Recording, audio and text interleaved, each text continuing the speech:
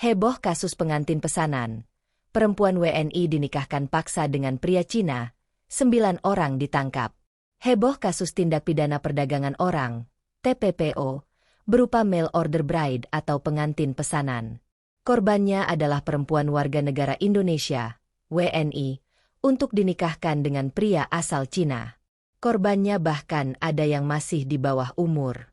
9 orang yang dibagi 2 kelompok berbeda itu ditangkap polisi terkait kasus itu.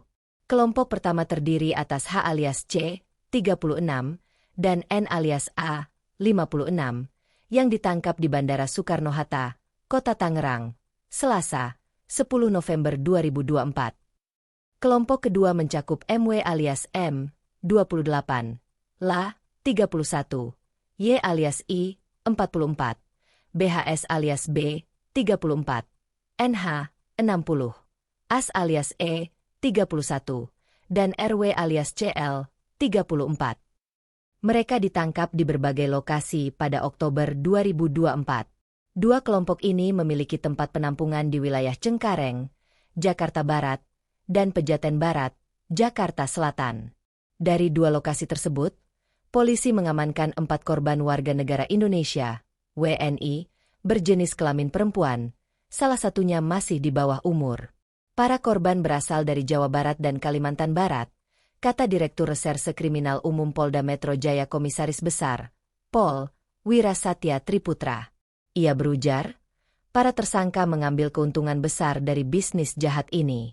Mengambil keuntungan melalui pernikahan dengan cara menyediakan pengantin wanita WNI kepada WN Cina, di mana calon pengantin wanita asal Indonesia, ujar Wira di Polda Metro Jaya, Jumat, 6 Desember 2024. Mulanya, para korban yang saat ini jumlahnya belum terdata secara pasti ditampung di sebuah tempat daerah Semarang, Jawa Tengah.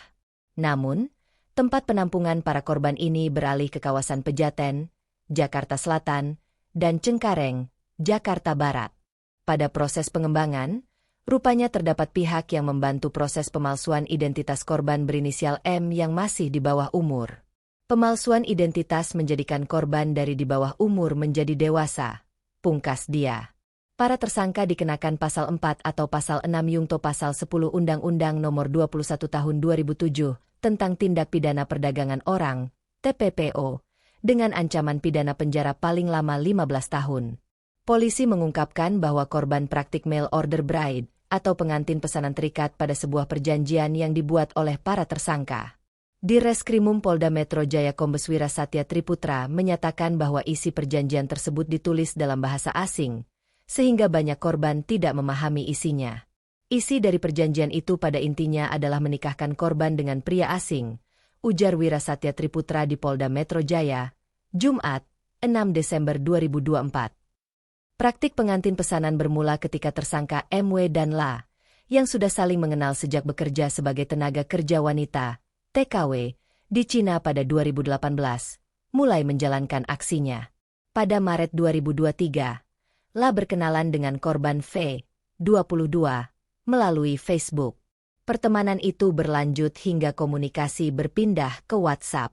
Saat itu, V bekerja di sebuah tempat hiburan di Batam.